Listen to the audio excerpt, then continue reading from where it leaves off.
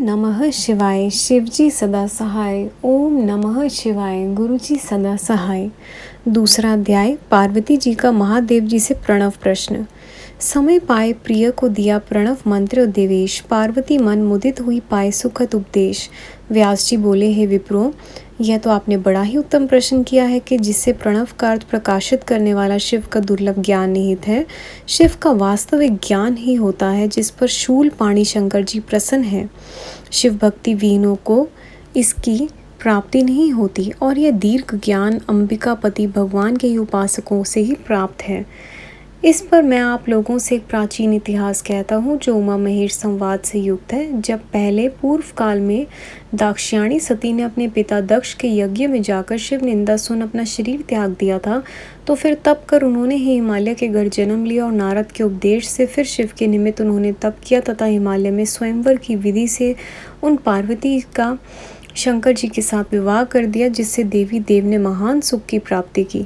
एक समय महाशिखर पर बैठी हुई पार्वती जी ने अपने पति शंकर से कहा कि हे देव, हे परमेश्वर, हे पंचकृत विधायक, सर्वज्ञ, भक्ति सुलभ, हे परमामृत विग्रह, मैं आपकी वही स्त्री हूँ जो आपकी निंदा से शरीर त्याग कर अब हिमालय की पुत्री हुई है। अतएव अब आप मुझे मंत्र दीक्षा के विधान से विशुद्ध तत्व की प्राप्ति करा दें। तब देवी पार्वती की इस बात को सुनकर शशि भूषण शंकर जी ने पार्वती जी से कहा, हे देवी, यदि तुम्हारी ऐसी ही इच्छा है तो चलो कैलाश शिखर पर, मैं तुम्हें विशुद्ध तत्व से स्थित करूंगा। तब शिवजी हिमालय से उठ कैलाश को गए। वहां उन्होंने देवी पार्वती को प्रणमंत्र से दीक्षित कर उन्हें शुद्धता से स्थित किया और पुनः महादेव जी वहां से उठकर देवोद्यान में गए, जहां सुमालिनी आदि सखियों ने कल्प वृक्ष के नवीन खिले हुए फूल लाकर देवी पार्वती को अलंकृत किए।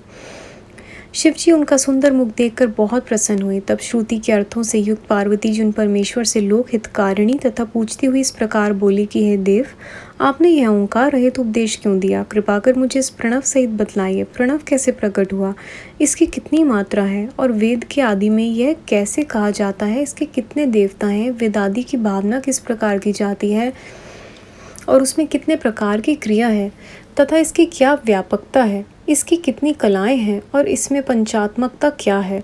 इसके वाच्य वाचक का संबंध और स्थापन किस प्रकार का है और इसका क्या विषय है? इसका संबंध क्या है, प्रयोजन क्या है और इसका उपासक,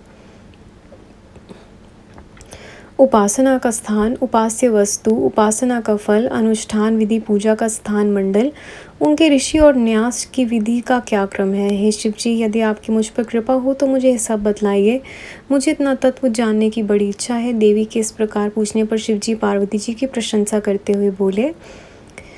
तीसरा अध्याय प्रणव पद्धति। पार्वती ने फिर कहा, प्रणव मंत्र का भेद। ओम मंत्र से निहित है ब्रह्मा विष्णु महेश।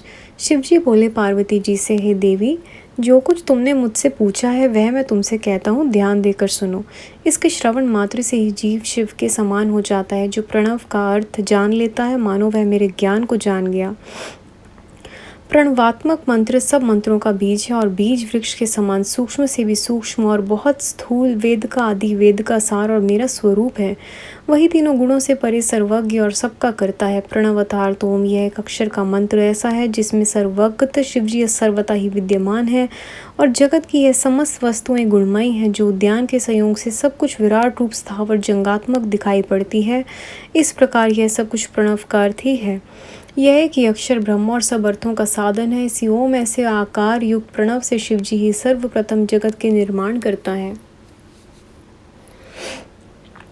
शिव ही प्राण रूप और प्रणव ही शिव रूप है। इस वाच्यावाचक में कुछ भेद नहीं है।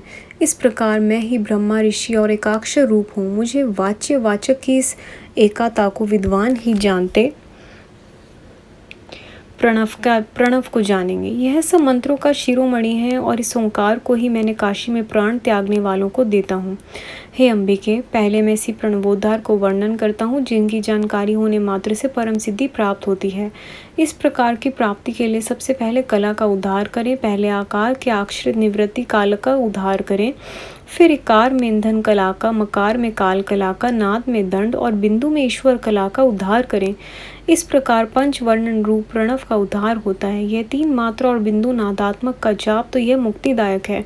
ब्रह्मा से लेकर सब प्राणियों तक यह प्रणव ही सबका प्राण है और उकार मकार के क्रम से इसकी यह 3 मात्राएं हैं और फिर यही ओम हो जाता है। यही ओम वेदों के आदि में कहा जाता है और वही ओंकारात्मक भी मैं ही हूँ। इसी महान बीज के आकार के रजोगुण से ब्रह्मा और उकार जो उसकी प्रकृति योनि है, उससे सत्य गुण के पालन करने वाले हरि और मकार पुरुष बीज तमोगुण से संहार करता शिव उत्पन्न होते हैं तथा जब इन साक्षात महेश्वर देव का तिरोभाव होता है जो बिंदु रूप है और सब पर कृपा करने के लिए वही नाद रूप भी है।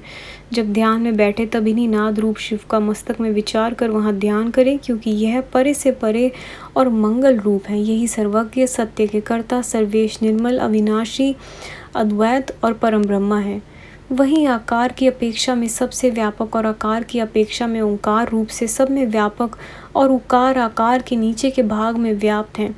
इस प्रकार की भावना करें। इसी प्रकार इन अकारात्मक 5 वर्णों से ब्रह्मा के स्वरूप को देखें। सद्य, वामदेव, घोर, पुरुष, ईशान, यह क्रम से मेरी ही मूर्ति है। संगत जी, अध्याय यहाँ समाप्त होता है। गुरु जी, संगत जी, यहाँ तक पढ़ने में कैसे भी कोई भी जाने में भूल हुई हो प्लीज़ माफ़ करिएगा। अगला अध्याय हम अगली वीडियो में सुनेंगे। ओम नमः शिवाय। शिव जी सदा सहाय। ओम नमः शिवाय। गुरु जी सदा सहाय। Thank you Guru ji, thank you संगत जी। जय गुरु जी महाराज।